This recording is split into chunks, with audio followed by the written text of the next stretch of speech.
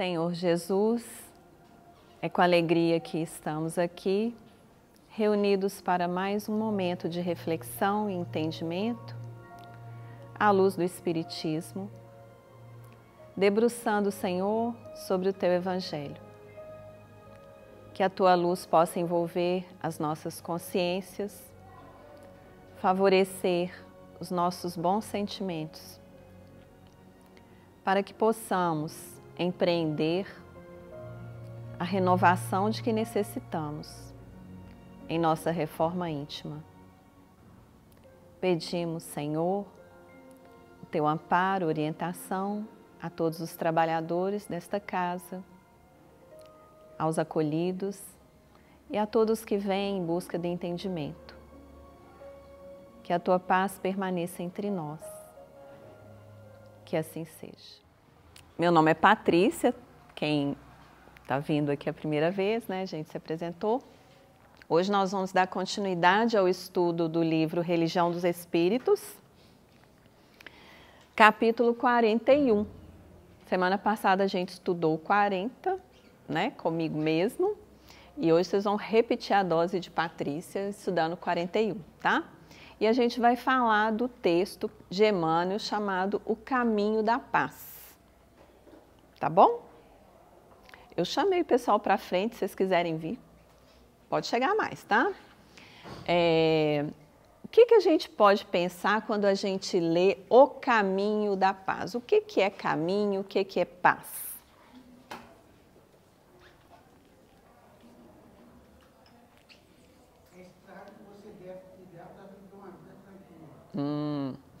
Então, ela dá a ideia aqui da estrada, o caminho como uma estrada a trilhar, né? Para ter uma vida tranquila. O que vocês acham? Concordam? Complementam? Caminho é uma rota, né? É por onde já existe algo assim aberto para você trilhar, né? O caminho já existe. E paz é um estado de serenidade, de tranquilidade, quando a gente fala de paz íntima, né? Mas também existe o estado de paz quando não há o quê? Conflitos armados, certo? Porque isso é dito estado de paz. Então, as nações, quando estão em estado de paz, é porque não estão em guerra, ok? Então, Emmanuel vai trazer para a gente uma reflexão que vai passar por isso, tá? Tanto o estado de paz íntimo, quanto também a paz social, a paz entre os povos, tá ok? Então, a gente propõe ler o texto até uma parte e a gente ir conversando.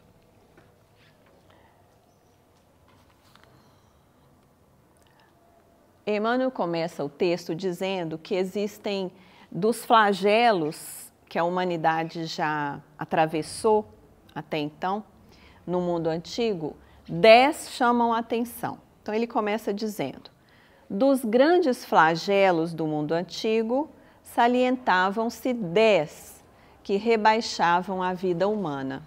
Então vou citar aqui os 10 e depois a gente vai listar eles ali.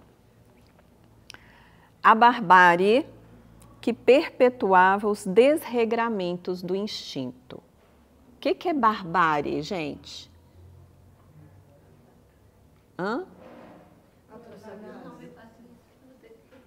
A barbárie é aquele estado de quê? Atrocidade. Isso, comete atrocidade, selvagem, né? A lei do mais forte é o que impera, esse é o domínio. Então, olha só, a barbárie que perpetuava os desregramentos do instinto. Eu quero uma coisa, eu pego e não importa se eu vou matar, se eu vou destruir, né? Então, é um desregramento, ou seja, uma falta de regra. Então, todo mundo vivia assim, imagina. Você está tranquilo aqui na sua estrada, vem um e te atropela e não quer saber. Acabou a sua vida, pronto, acabou. Então, a falta do regramento, os instintos ficam livres, né? Se eu estou com raiva, meu instinto de raiva vai atacar o outro e assim sucessivamente. Então, esse é o primeiro flagelo, que é a barbárie. A fome, segundo, que atormentava o grupo tribal. Então, vocês sabem que no mundo primitivo, mundo antigo, para conquistar o alimento era uma luta, né? Diferente da nossa. Hoje a gente vai no supermercado, né? Vai lá, escolhe, tem vários tipos de produto do mesmo. A gente nem precisa plantar, colher. A maior parte de nós que vive nas cidades. É claro que tem gente atrás disso fazendo todo esse trabalho, mas já é uma cadeia, né? Alimentar no sentido assim de sustentar, né? A cidade, sustentar a humanidade. Então a fome atormentava, porque o que eu vou comer? Ou hoje não teve a caça, né? Então faltou. Então a fome é o segundo flagelo. A peste, o que é peste, gente? As doenças, né? A peste que dizimava populações. Então um pegava uma doença, não tinha um remédio, não tinha vacina, né? Espalhava, um morria atrás do outro, né? Então, esse é o terceiro. O primitivismo, que irmanava o engenho do homem e a habilidade do castor. Castor é aquele bichinho, né? Que ele faz algumas pequenas construções. Eu estava pesquisando lá na internet, ele faz inclusive represas com galinhos, ele vai montando e aquilo vai formando represas, porque ele é um animal que precisa de refrescar. Então, onde ele vai viver, ele forma as pequenas represas. E tem locais na Inglaterra, por exemplo, que só não ficaram secos graças ao trabalho dos castores lá, que formaram pequenas represas. Então, aqui, Emmanuel está falando desse flagelo do primitivismo. Quer dizer, o homem primitivo ainda era muito precário as construções dele, né? Então, o engenho naquela época, a engenharia daquela época do homem, se assemelhava ao do castor, que era ali muito de pegar as coisinhas da natureza ali, amontoando, né? Então, isso era um flagelo, porque eu fiz uma cabana cheia de palha e, de repente, vem uma tempestade, o que aconteceu? Levou minha cabana embora. Ai, de novo, tem que procurar material, às vezes não acho. Imagina como era difícil. Então, esse é o quarto. O quinto, a ignorância, que alentava as trevas do espírito. Todo mundo entende o que é ignorância? Porque às vezes a gente usa a palavra para xingar o outro, né? Ser ignorante, né? Mas a ignorância é a falta de quê? Do conhecimento, né? Não tem a informação. Então, o sofrimento vem. Então, a ignorância era também um flagelo que alentava as trevas do espírito. Então, a pessoa vivia sem saber. Treva é a escuridão, né? Conhecimento vem da luz, né? Outro dia a gente estava conversando, eu tenho um primo que hoje está com 19 anos, primo segundo, né? Ele é filho do meu primo primeiro. E a gente encontrou e aí eu falei assim, como que vocês fizeram para chegar, né? Você nunca veio aqui. Aí ele falou assim, eu fui olhando. Eu falei, gente, nossa, um tempo atrás, na idade dele, eu pegava aquele catálogo telefônico, vocês lembram? Grosso, pegava os mapas lá atrás, já traçava mais ou menos o caminho que eu poderia seguir para ir lá na serra, algum lugar que eu não sabia, né? E aí eu estava contando isso para ele, falei assim, não existe isso mais, né? Hoje a gente ficou dependente do GPS. Então, a ignorância nesse sentido, né? A gente tem até que tomar cuidado, porque a gente fica tão dependente de um instrumento, de um aparelho, que a gente passa a deixar de, peraí, qual o conhecimento que eu já tenho para chegar onde eu quero ir, por exemplo, né? Mas é algo que a evolução tecnológica nos proporcionou, para que a gente use também o conhecimento para outras situações, né? Então, o conhecimento é uma treva do espírito, ele fica perdido, né? No escuro. O insulamento. O que é insulamento, gente? Insulamento é a mesma coisa de isolamento, tá? É a pessoa ficar isolada. O insulamento que favorecia as ilusões do feudalismo. Já ouviram falar em feudalismo? Foi um sistema, né, eu vou falar de governo, mas é assim, os senhores feudais eram donos de grandes propriedades de terras.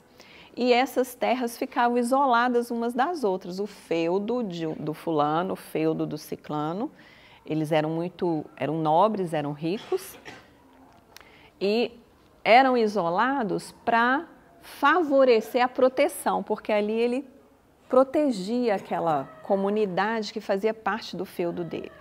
As classes mais pobres, né, os camponeses principalmente, eles trabalhavam para aquele senhor, em troca o senhor dava proteção, favorecia a organização da cidade e outras questões que a gente não vai entrar.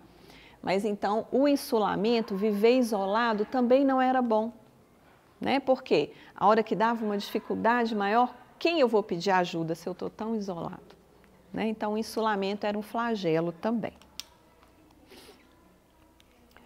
A ociosidade. Todo mundo sabe o que é ociosidade? A ociosidade é o quê? Falta do trabalho, ficar à toa, né, sem ocupação.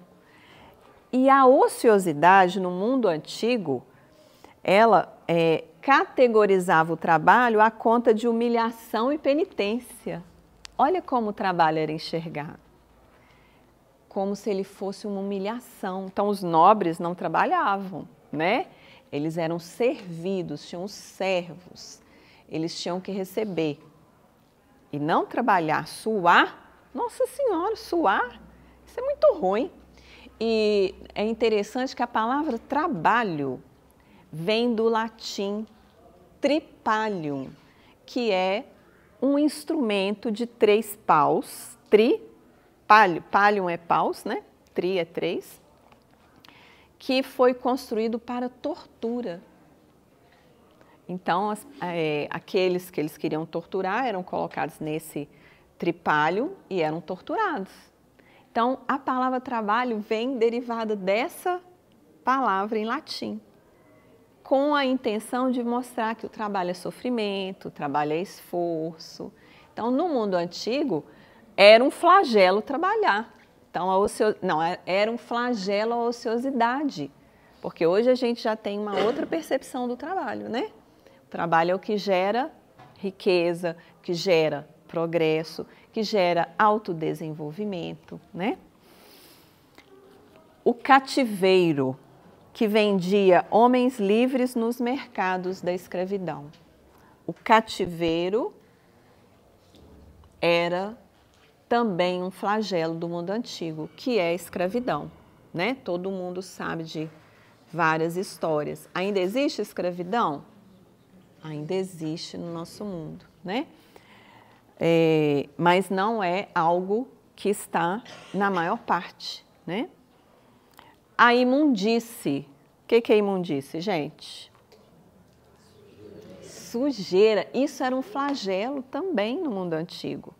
Hoje a gente toma banho, né? Ainda mais mundo antigo, que era mais Europa, né? Que é muito famoso lá que o povo não tomava banho, que é frio, né? Tem muita estação fria. Então era um banho por semana, mais ou menos. Os perfumes franceses ficaram famosos. Brincadeiras à parte, né? Mas então a imundície, ela favorecia o quê, gente? As doenças. Mas naquela época nem se fazia a relação de imundície com doenças. Os médicos, por exemplo, se recusavam a lavar as mãos para fazer os partos e as cirurgias. Um deles, agora me fugiu aqui a lembrança de qual médico que foi, que ele suspeitou que não lavar as mãos estava trazendo alguma dificuldade ali na hora dos partos. Imagina que as mulheres tinham febres, morriam, os bebês às vezes se perdiam também, né? Aí ele começou, vamos lavar a mão, ele foi perseguido, esse médico. Então, olha só quanto a gente já evoluiu, né? Hoje, quem for em hospital ter um bebê ou fazer qualquer cirurgia, como é que são as salas de cirurgia? Pode entrar lá assim, com a roupa que eu tô? Não, é tudo o mais limpo possível, asséptico. E ainda assim, o que acontece? Há ainda risco de infecções. Tem algumas, né, que são transparentes. Hã? Tem algumas que são transparentes, você vê através do vidro. Sim. Então, a imundície era um flagelo e hoje ela já está controlada. Ainda existe lugares imundos? Existe. Quer dizer, a coisa básica de um tratamento de água, esgoto, né? A organização que é necessária, muitos lugares ainda têm essa carência.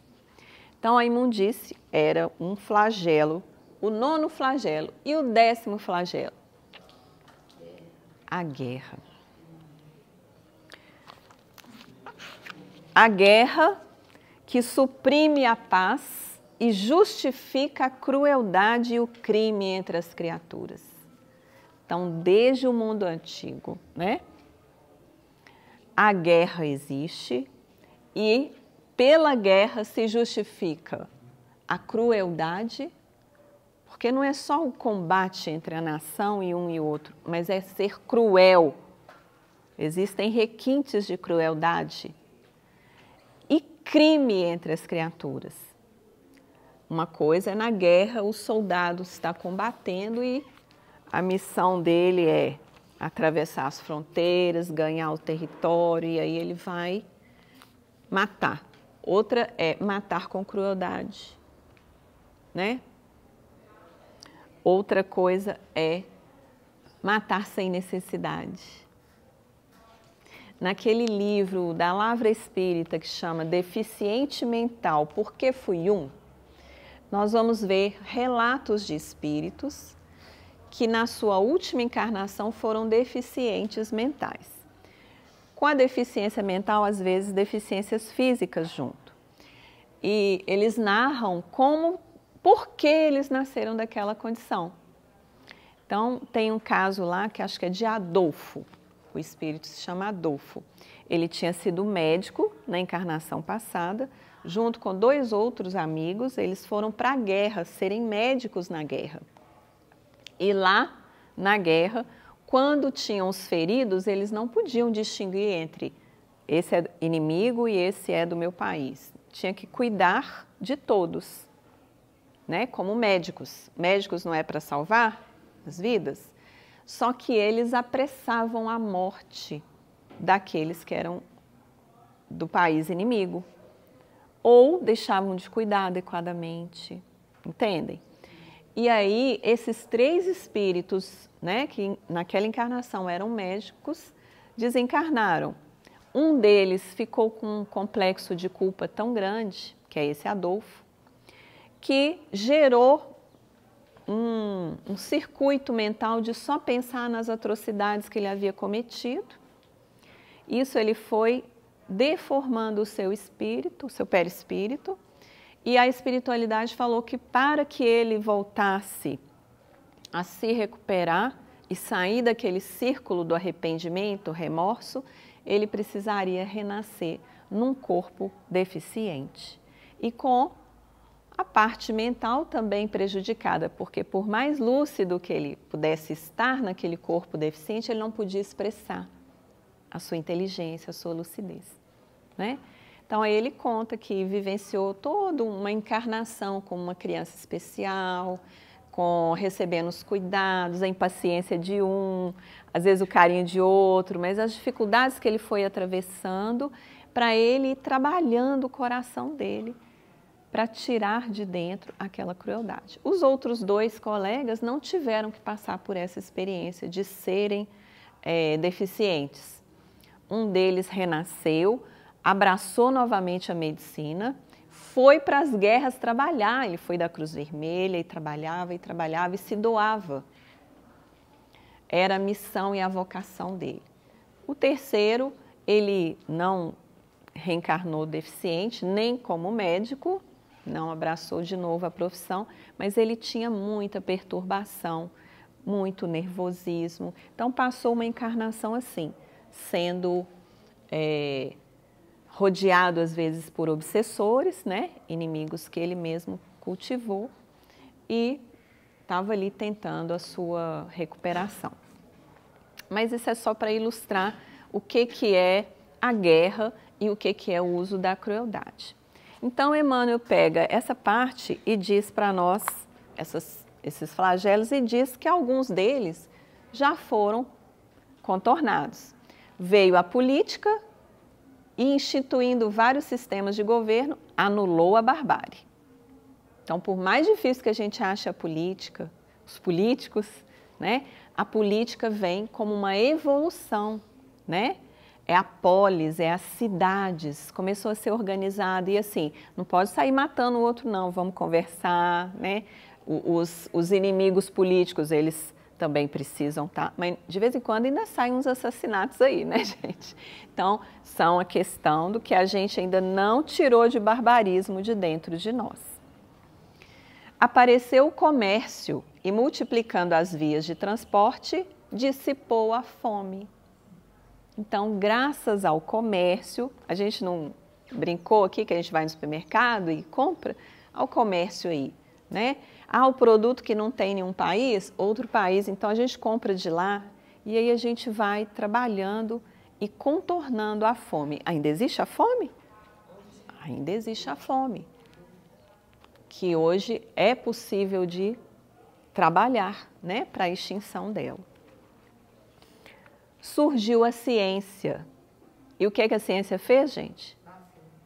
Exterminou a peste. Nesse sentido, as medicações, as vacinas, né? Os tratamentos.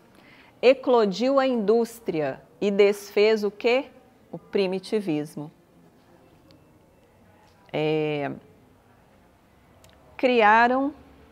Brilhou a imprensa e proscreveu-se a ignorância. O que significa a imprensa? Os livros, né? Os jornais, aquilo que é de comunicação científica. Hoje a gente tem a internet com tanto conhecimento à nossa disposição, inteligência artificial, né? Esse livro é de deixa eu ver aqui, 1960. Que ele foi publicado. Então, muita coisa já avançou. Ele fala da imprensa aqui, em 1960, isso era o top, né? Criaram-se o telégrafo sem fio e a navegação aérea e acabou-se o insulamento. Então, os países, os locais não estão mais isolados, né? Hoje em dia é até difícil, né, gente? A gente vai para uma roça, você acha assim, agora não tem internet, tem celular, tem o quê? Está cheio de antena para todo é lado. Então, hoje o insulamento é até mais difícil, né? A gente precisa trabalhar dentro de nós para a gente serenar, porque a gente está circundado de estímulos, né? Então, aqui ele fala do telégrafo, né? Lembra dos telegramas também? Hoje a gente manda o quê? Mensagens instantâneas. A gente está aqui, manda mensagem, o outro já recebeu lá. Acho que deve ser 1 segundo de diferença, né? Então, isso até é assim, assustador, né? Que a gente tem as notícias assim, né? Filmam. Nossa, já é uma coisa assim. Tem que tomar cuidado com a invasão da privacidade. Progrediram os princípios morais e o trabalho fulgiu como estrela na dignidade humana, desacreditando a ociosidade. Então, a ociosidade passou a ser algo que ninguém quer, todo mundo quer evoluir, trabalhar, sabe que o seu progresso depende também do seu trabalho, né? Cresceu a educação espiritual e aboliu-se o cativeiro. Então, é uma educação moral, espiritual, para considerar o outro como meu semelhante, né? Como digno de tantos direitos quanto eu tenho. Não é pela cor da pele, não é pelo gênero ou status social que ele tem menos direitos e eu mais direitos. Então, veio a educação espiritual e aboliu-se o cativeiro. Agigantou-se a higiene e removeu-se a imundície. Então, hoje em dia, todo mundo toma banho, veste roupa limpa, cuida da casa, tem a prefeitura das cidades para cuidar do recolhimento do lixo, etc, etc. Veio, então, a higiene. Mas nem a política, deixa eu ver aqui. Mas nem a política, nem o comércio, nem a ciência, nem a indústria, nem a imprensa, nem a aproximação entre os povos, nem a exaltação do trabalho, nem a evolução do direito individual e nem a higiene conseguem resolver o problema da paz. Porquanto a guerra, monstro de mil faces, que começa no egoísmo de cada um, que se corporifica na discórdia do lar e se prolonga na intolerância da fé, na vaidade da inteligência e no orgulho das raças, alimentando-se de sangue e lágrimas, violência e desespero, ódio e rapina, tão cruel entre as nações supercivilizadas do século XX, quanto já o era na corte obscurantista de Ramsés II. Somente desaparecerá quando o Evangelho de Jesus iluminar o coração humano, fazendo que os habitantes da terra se amem como irmãos. Então, todas as soluções para essas 9 situações foram dadas, mas nenhuma delas conseguiu extinguir a guerra. E aqui ele fala, a guerra, monstro de mil faces. E agora a gente vai explorar um pouquinho isso. Emmanuel vai lá no livro dos Espíritos, né? Que esse livro estuda o livro dos Espíritos, e escolhe uma pergunta para tratar, e é dentro do tema guerra. Mas antes de levar essa pergunta para vocês, eu peguei uma anterior, que a que ele escolheu é a 743. Eu peguei a 742 para a gente começar a reflexão. Tem lá Lei de Destruição, no Livro dos Espíritos, e dentro de Lei de Destruição, um dos itens chama-se Guerras, tá? Então essas perguntas estão dentro desse item. 742. Que é que impele o homem à guerra? Impelir é estimular, né? Levar. O que leva o homem, o que impele o homem a fazer guerras? O que vocês acham? Ganância? Poder? Egoísmo? Orgulho? O que Emmanuel falou lá no final do texto. Então, vamos ver a resposta.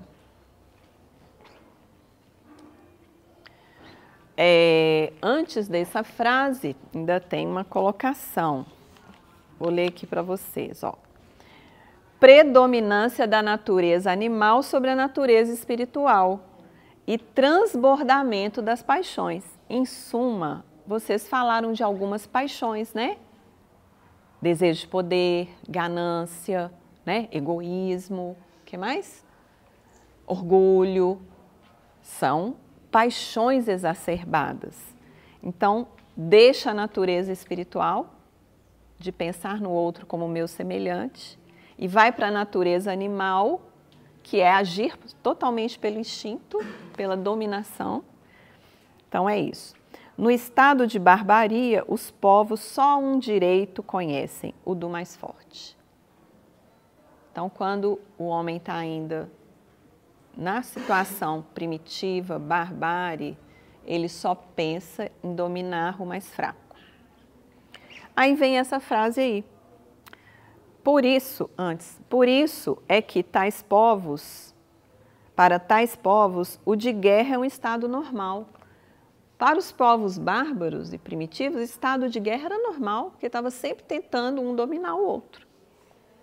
À medida que o homem progride, menos frequente se torna a guerra, porque ele lhe evita as causas. Todos esses elementos que vocês trouxeram são causas. Ganância, ou seja, desejo exagerado de ter mais, né? O egoísmo, tudo de bom só para mim, né? O orgulho, eu sou superior. O poder, eu tenho que dominar, né? Então, ele evita essas causas, esses exageros das paixões, fazendo-a, quando precisa, com humanidade, quando a sente necessária. Isso quando o homem evolui, né, gente? E a evolução, lá está falando quando o homem progride. E esse progresso não é só tecnológico, porque o progresso tecnológico puramente, as guerras podem ser mais cruéis, dizimar mais rapidamente, não é? Mas ali está falando também de um progresso moral. Como é que eu vou fazer essa guerra que tenha minimamente certa humanidade? Por exemplo, a história daqueles médicos que não cuidavam dos soldados inimigos quando estavam feridos. Isso é humanidade? Isso é agir com humanidade? Não, a gente não está fazendo crítica. A gente está observando a situação para aprender a discernir, tá? Então, é diferente. Quando faz a guerra com a humanidade, eu vou socorrer a todos. Todos são vidas, né?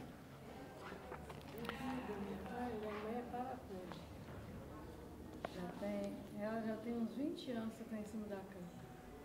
Mas ela, assim, parece que não está acontecendo nada com ela. Ela só reclama que está muito calor e a cama está machucando. Xinga o dia inteirinho. Tudo que eu faço, ela xinga.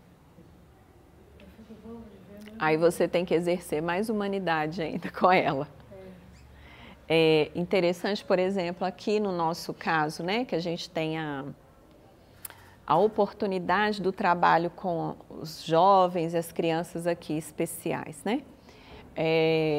Tem situações ali, de algumas delas, que a gente fica assim, nossa, é muito dura essa situação, né?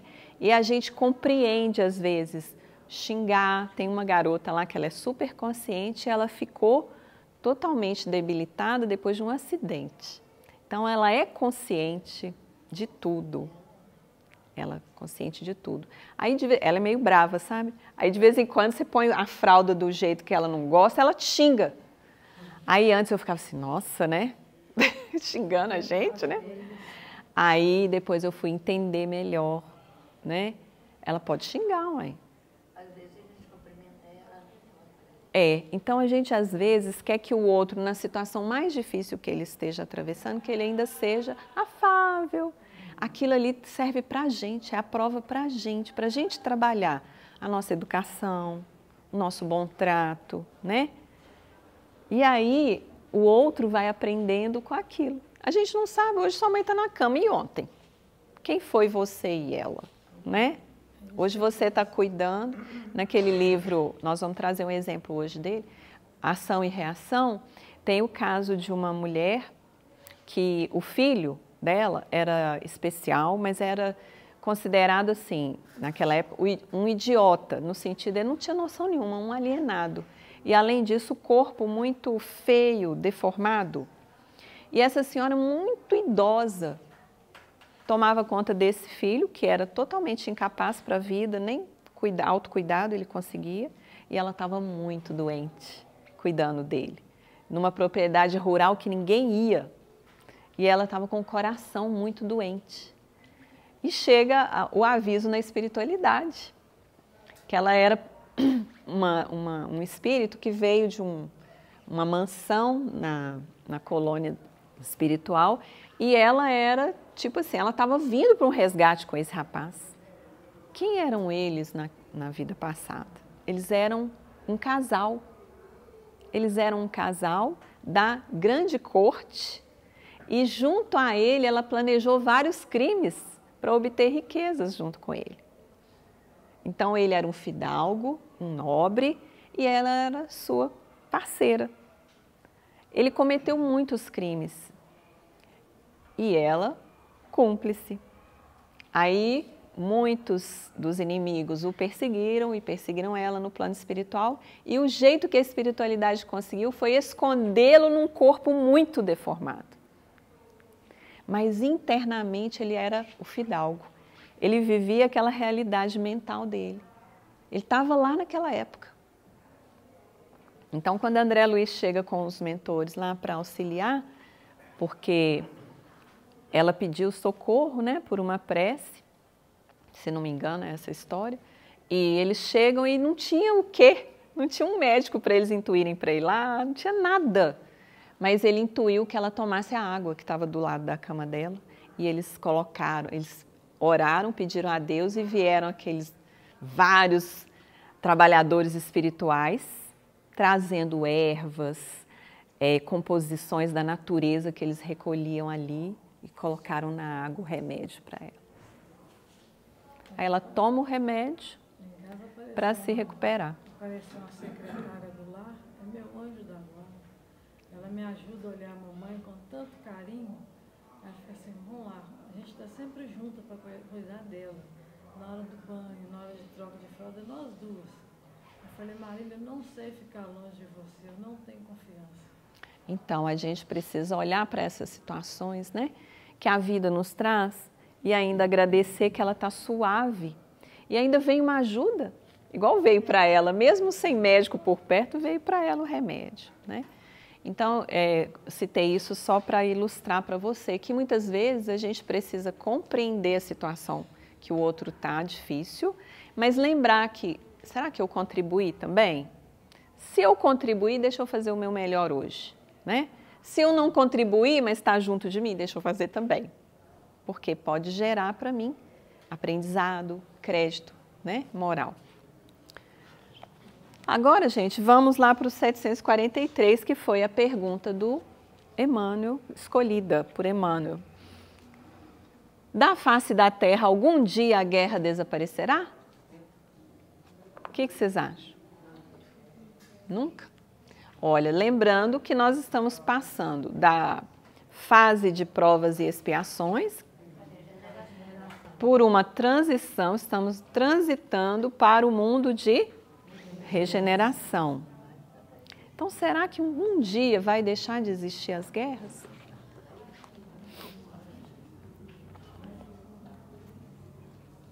Tem gente aí achando que não, né?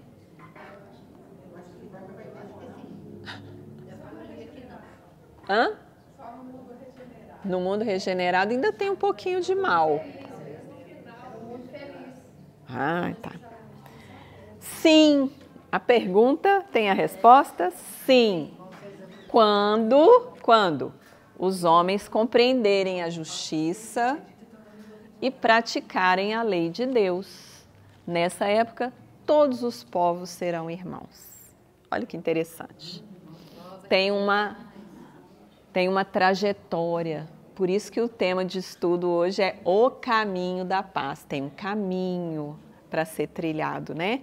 Até chegar nisso aqui. Considerar todos como irmãos. A gente vai olhar para, por exemplo, as nossas próprias famílias, né? Dentro das nossas famílias, se a gente for voltando as gerações para trás, nós vamos encontrar lá grandes preconceitos, racismo, né? Um prejudicando e disputando com o outro terras, por exemplo, matando. Isso tudo tem. Se a gente for olhar as nossas árvores aí, genealógicas, com certeza nós vamos achar essas marcas. Mas aí a gente olha a geração de agora. Eu estou matando? Eu estou desrespeitando meu... Eu sou racista? Bom, se eu encontro em mim ainda essas dificuldades e já identifico e já estou numa proposta de evangelho, de buscar o progresso, então vou trabalhar isso em mim, né? Por quê? Para chegar lá. Como é que eu vou olhar para o outro como meu irmão se eu estou considerando que a pele dele é inferior a mim? Né? Como é que eu vou olhar para a mulher em condição de igualdade se eu sou homem? Se eu acho que mulher, o lugar dela é na cozinha. Já viram isso? Já ouviram? Então, quando eu vou considerar que o lugar da mulher é em qualquer lugar que ela queira estar? Que ela tem também os mesmos direitos, né? E vice-versa, né? Estou falando da mulher muito porque até pouco tempo a gente não tinha nem alma, né? A igreja não considerava a mulher que tinha alma, não. Então, agora a gente já tem, então a gente já pode lutar pelos direitos também de estar nos lugares, nas conquistas também. A 744 pergunta qual que é o objetivo da providência divina, tornando necessária a guerra. Olha só a pergunta.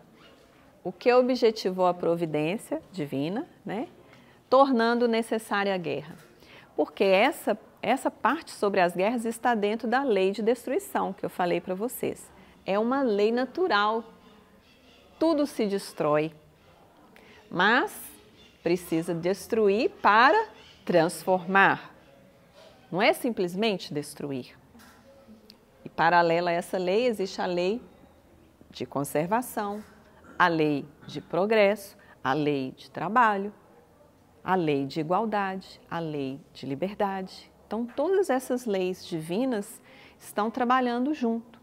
Então, por que Deus tornou necessária a guerra? Alguém tem ideia do pensamento aí de Deus? Kardec queria saber, né? Aí ele perguntou e os espíritos responderam essas duas palavras: a liberdade e o progresso. Olha que interessante. Muitas vezes, quando não se chega no entendimento, vai para a guerra, né? Os países lutando por uma liberdade, pelo direito que eles querem defender. E isso leva à destruição? Leva à destruição de coisas materiais, de vidas. Mas depois que passa a guerra, o que tem que fazer? Reconstruir. Então vem o progresso. Então, tem um objetivo providencial. Ou seja, de tudo, Deus tira o que é útil. Isso leva a um avanço. Mas a gente não quer guerra, né? Não precisa ter a guerra, desde que a gente faça o que colocou lá atrás, né? Olhar os outros como irmãos e entender o que é justiça. Então, como resolver o problema da paz? Continua o problema da paz aí, né, gente? Onde é que a gente tem que ir trabalhar isso? Tem um lugar? Vamos começar da origem, porque no texto de Emmanuel, ele fala que ela começa, olha lá, porquanto a guerra, monstro de 1000 faces, ou seja, ela tem 1000 faces, aparências, imagens. Ela começa no egoísmo de cada um. Se corporifica, toma corpo na discórdia do lar. E se prolonga na intolerância da fé, na vaidade da inteligência, no orgulho das raças. Então vamos pegar lá na origem? Vocês reconhecem que tem egoísmo? O que é egoísmo? A palavra egoísmo já tá dando dica, né? Ego é o meu eu, né? Que tem que ser superior, meu ego. Tem que ser ele o idolatrado. Ismo vem muito de cultuar, né? Então, fanatismo, por exemplo, vem daquele que está arraigado numa posição religiosa. Na criança, na fase de desenvolvimento infantil, tem uma fase que chama egocentrismo, que é a criança, ela brinca, mas tudo é ela que é a mais importante. Mesmo quando está sentada com os coleguinhas e ela tem lá seus 2, 3, até os 4 anos, é tudo para mim, não tem muito do compartilhar. Hoje a gente já coloca as crianças na escola muito cedo, né? As mães precisam trabalhar e às vezes vêm para as escolinhas, para as creches, mas é esse o comportamento. Aí lá começa a estimular a trocar um brinquedinho, mas é difícil. Tem uma fase do desenvolvimento que é importante construir o meu ego, as coisas boas que eu quero, eu buscar ter. Então isso faz parte da construção do ser humano. Mas depois de adultos, antes mesmo de adultos, a gente já aprende a compartilhar um brinquedo, compartilhar uma ideia, não sai batendo, né? Então, o egoísmo, ele é de cada um e cada um é responsável para trabalhar ele. Então, olha só, no livro Ação e Reação, eu selecionei aqui o capítulo 3 para trazer para vocês um exemplo dessa questão do egoísmo. André Luiz, Hilário e outros, eles foram para uma colônia, chamava-se Mansão.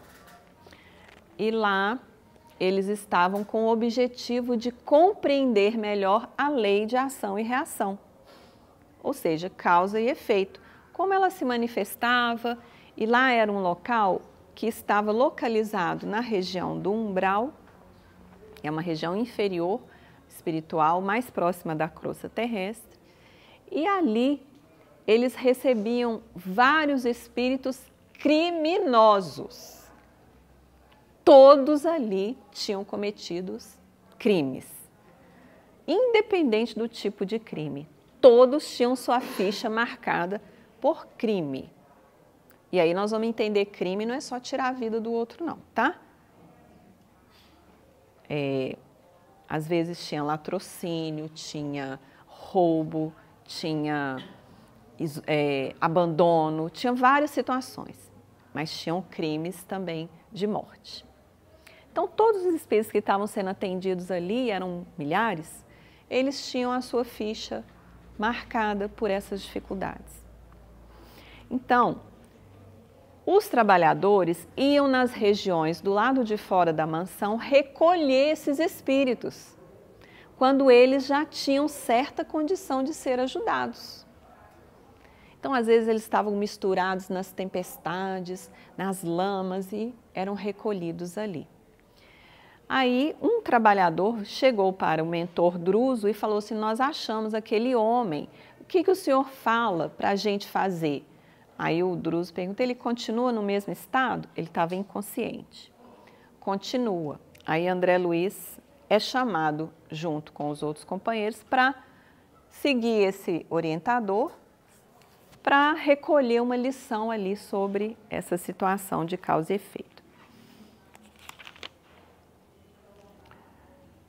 Aí, quando o Druso olha para esse companheiro deitado numa maca, ele fala assim, André Luiz descreve que ele tinha uma hipertrofia, os membros, as pernas e os braços estavam enormes, a face, a cabeça estava totalmente grande e que o aspecto, ao olhar para aquele espírito, era repelente, não dava vontade de ficar olhando. Ele estava muito deformado. Aí o mentor explica, é uma dessas pobres almas que terá deixado o círculo carnal sob o império de terrível obsessão. Então, como é que ele deixou o mundo terreno?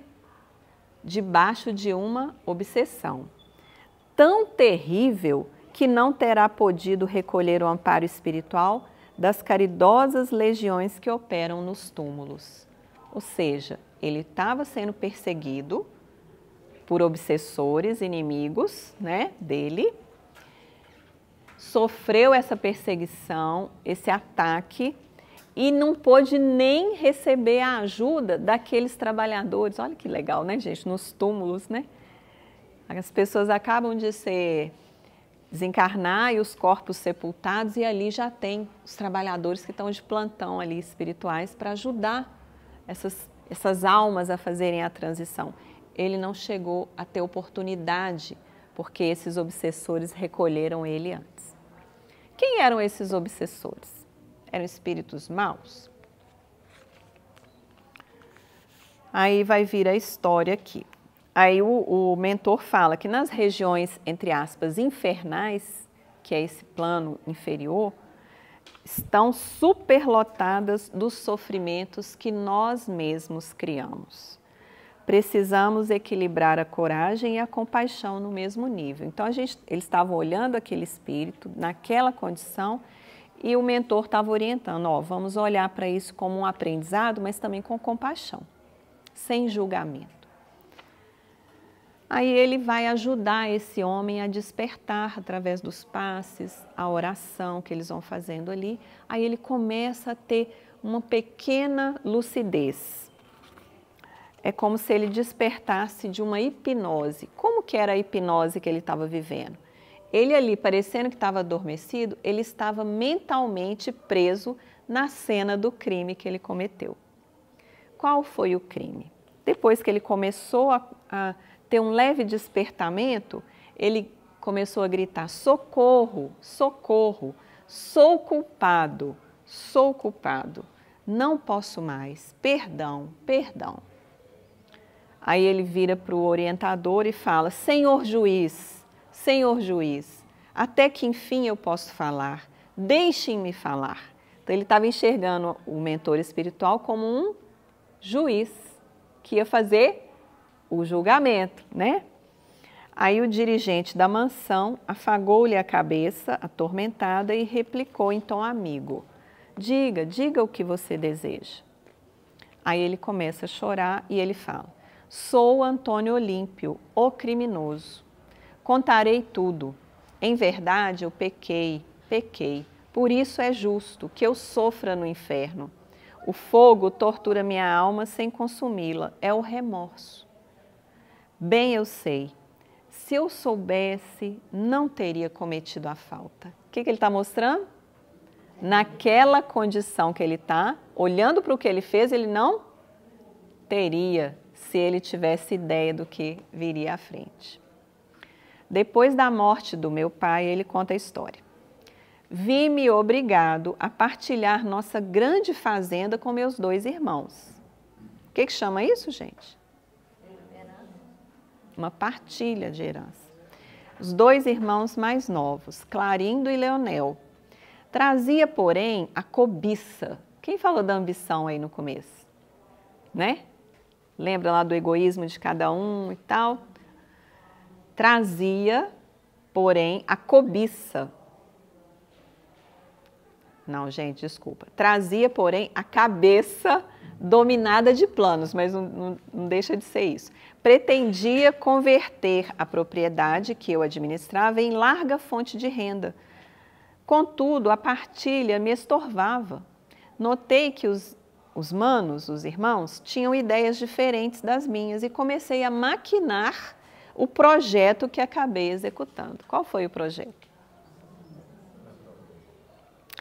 Aí ele soluça, fica chorando muito e tal, aí o mentor fala: continue. Admiti que somente poderia ser feliz aniquilando meus irmãos. E quando o inventário estava prestes a decidir-se, convidei-os a passear comigo de barco, inspecionando o grande lago de nosso sítio. Antes, porém, dei-lhes a beber um licor entorpecente. Calculei o tempo que a droga reclamaria para um efeito seguro e quando a nossa conversação seguia, percebendo-lhes os sinais de fadiga, num gesto deliberado, desequilibrei a embarcação em conhecido trecho onde as águas eram mais fundas. Ah, que calamidade inesquecível! Ainda agora, escuto-lhes os brados arrepiantes de horror, implorando socorro, mas de nervos dormentes. Ou seja, eles podiam até saber nadar, mas eles estavam entorpecidos, né? Há breves minutos encontraram a morte. Nadei de consciência pesada, mas firme em meus aloucados propósitos, abordando a praia e clamando por auxílio. Com atitudes estudadas, pintei um imaginário acidente. Foi assim que me apossei da fazenda inteira.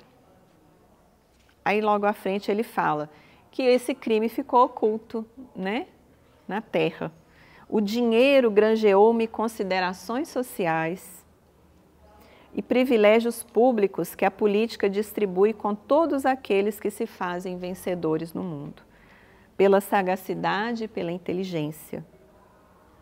De quando em quando recordava meu crime, nuvem constante a sombrear minha consciência, mas em companhia de Alzira. Quem era Alzira? Esposa.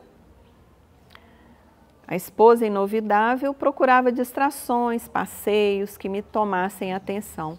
Nunca pude ser feliz. Quando meu filho se fez jovem, minha mulher adoeceu gravemente. E da febre que a devorou por muitas semanas, passou a loucura, com a qual se afogou no lago. Numa noite de horror, viúvo, perguntava a mim mesmo se não estava sendo joguete do fantasma das minhas vítimas.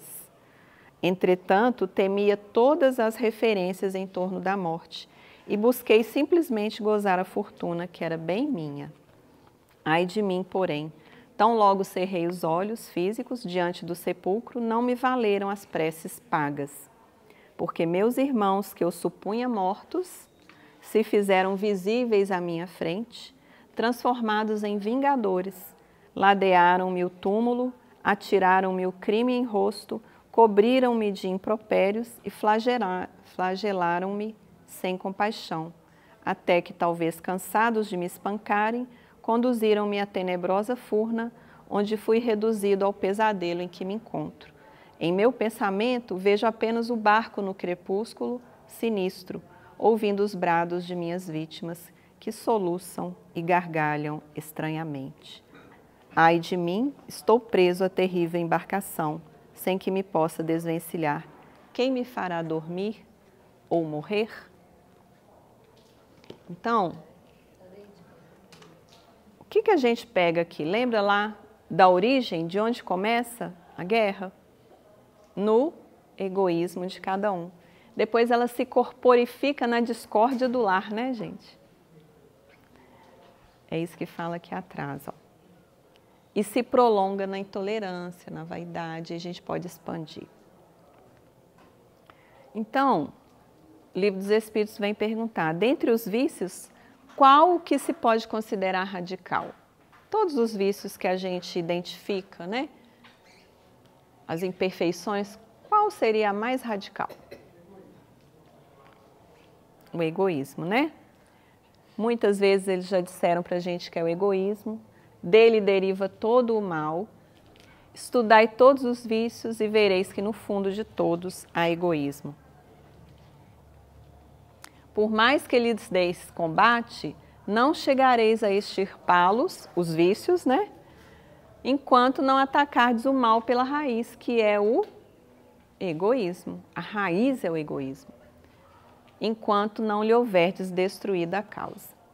Quem quiser, desde esta vida, ir aproximando-se da perfeição moral, deve expurgar, eliminar do seu coração de todo o sentimento de egoísmo, visto ser o egoísmo incompatível com a justiça, o amor e a caridade. No caso de Antônio Olímpio, qual seria a solução lá atrás? Qual seria, gente? Ter aceitado a partilha, ter tentado conversar, convencer do seu projeto, adquirir talvez a parte dos irmãos, se eles assim quisessem. Mas se não dá, qual a dificuldade de aceitar? Aí vem a nossa dificuldade com o egoísmo, com a ambição, com querer valer o que eu penso sobre o que os outros pensam. Querer o bem só para mim.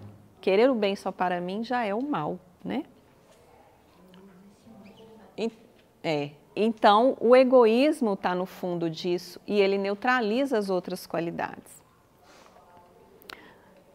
No livro Calma, de Emmanuel, tem um texto lá que chama Serenidade e Paciência. Eu abri esse livro, até trouxe ele aqui para vocês verem. Eu tinha selecionado outras lições. Aí, na hora que eu fui para copiar, abri em cima... Olha, e abri de novo. Não está marcado, ó. Serenidade e paciência. Aí eu falei, deve ser para trazer as frases aqui. No sentido de preservar a própria paz. Olha que interessante, o tema de hoje é o caminho da paz. Então, no sentido de preservar a própria paz, é indispensável nos disponhamos a manter criteriosa atenção sobre nós mesmos.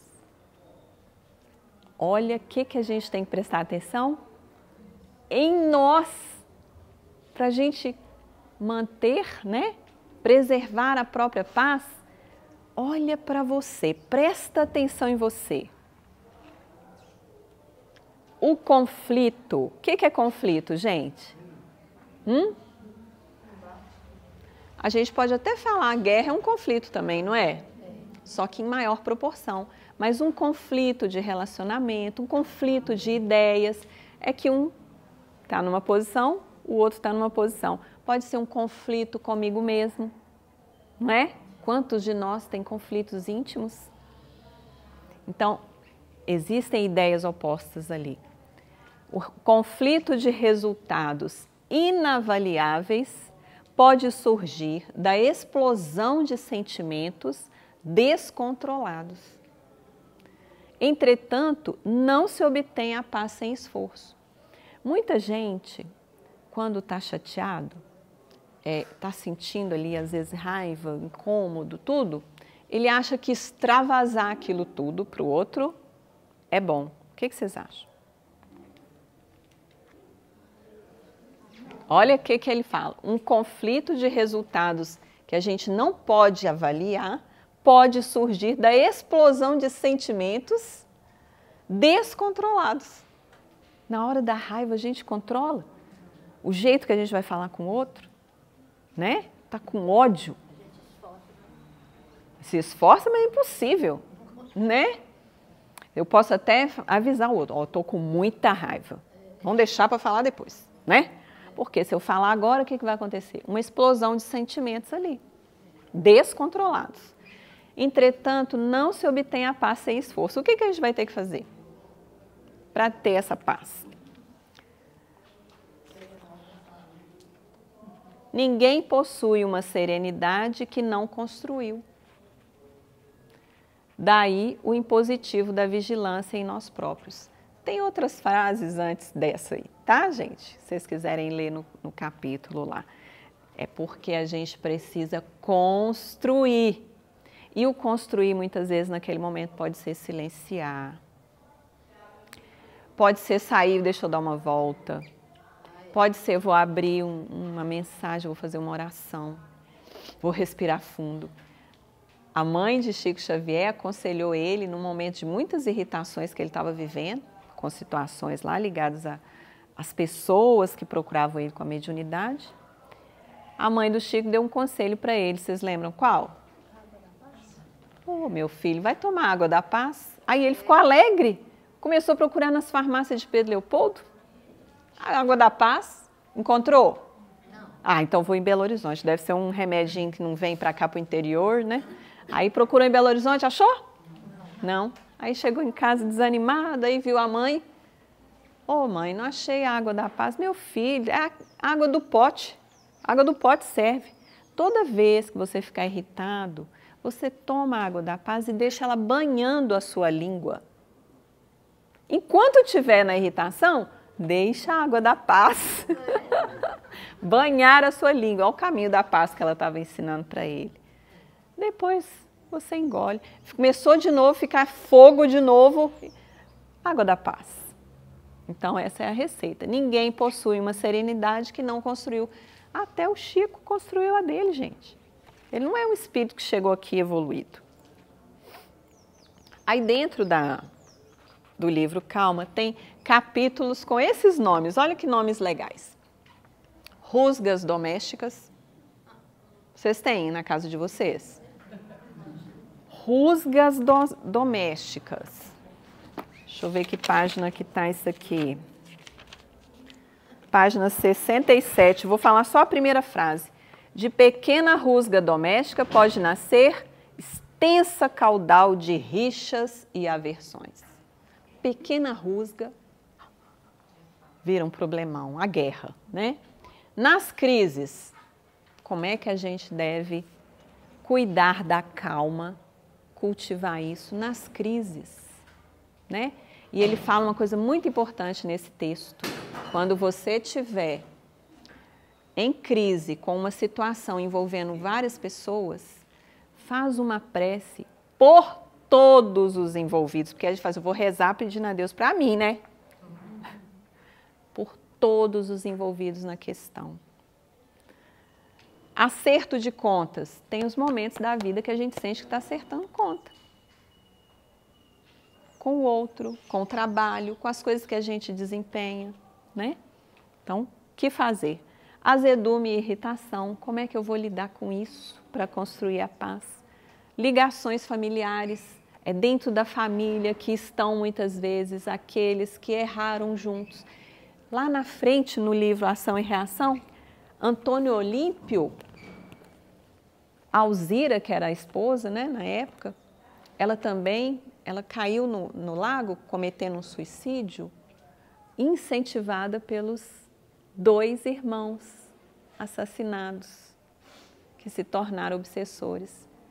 Ela desencarnou e passou a compreender a situação, trabalhar em favor do próximo, evoluiu, estava numa condição melhor. Antônio Olímpio ficou ali, na treva da própria consciência. E os 2 irmãos, obsessores. Aí vem todo o trabalho da espiritualidade para converter o coração deles e eles se abrirem. Lá na frente, Alzira vai ser a mãe desses 2, que eles também tinham um coração arrependido depois de terem levado ela à morte. E Antônio Olímpio vai ser o quê? O pai desses irmãos. Ele tirou a vida e ele vai dar a vida como pai. Olha o trabalho da providência divina. Então, as ligações familiares é a nossa oportunidade de construção da paz. Porque essas ligações que hoje não estão muito boas, podemos recuar e entender que nós provocamos isso. Para a gente terminar, eu trouxe aqui a passagem de Jesus em Mateus 26, 51 e 52. Todo mundo conhece essa história de quando Jesus vai ser preso, né? Quando Jesus vai ser preso, chega Judas, identifica, dando um beijo, né, em Jesus, para que os soldados, tinham vários ali, né, o sacerdote, o empregado do sumo sacerdote, os fariseus querendo prender Jesus.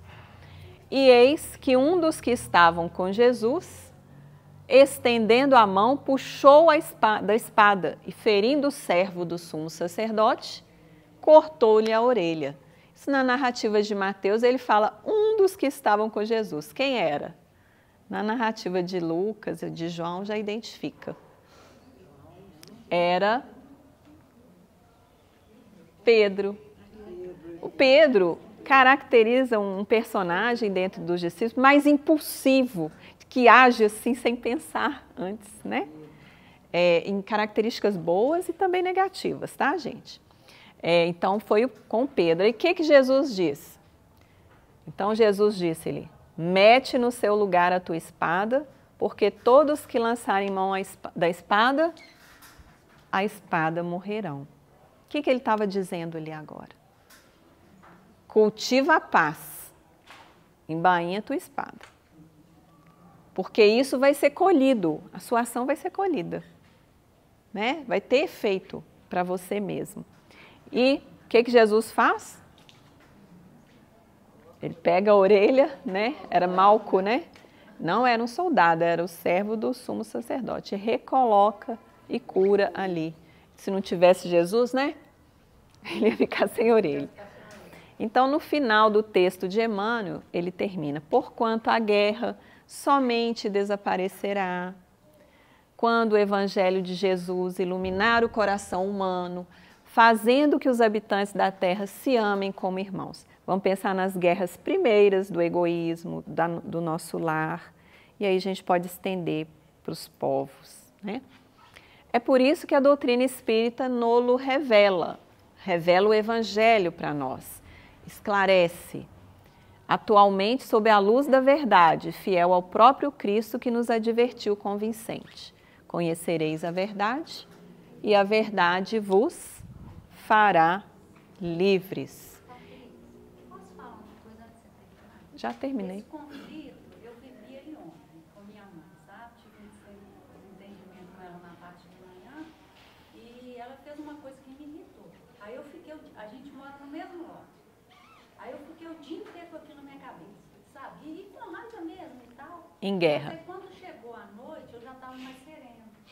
Aí eu fui lá, pedi ela desculpa, falei, mãe, me desculpa, eu explodi mesmo, entendeu? Eu falei, qual de nós não acontece isso? Você, né, você faz isso e tudo, a gente não escuta sempre o que a gente quer.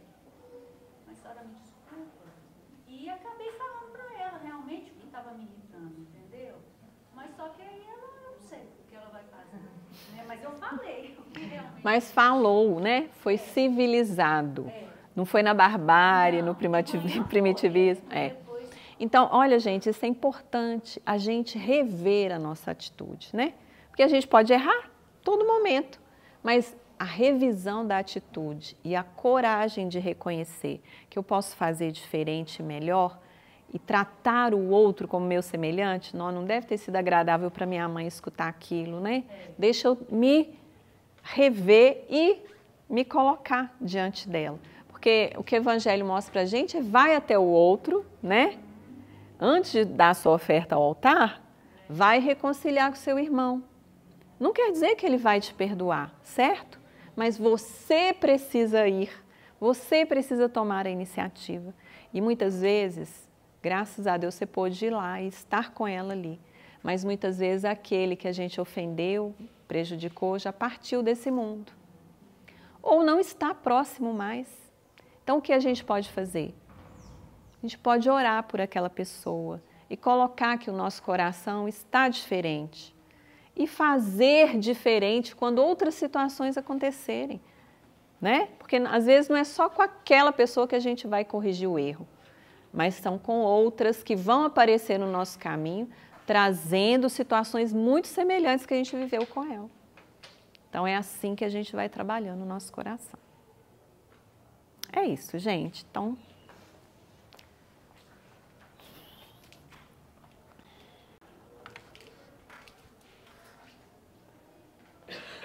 e nós temos que agradecer, porque essa é a verdade que a doutrina espírita vem clarear para nós, né? Não é perdoar só para ser bonzinho, é para ter um caminho de paz.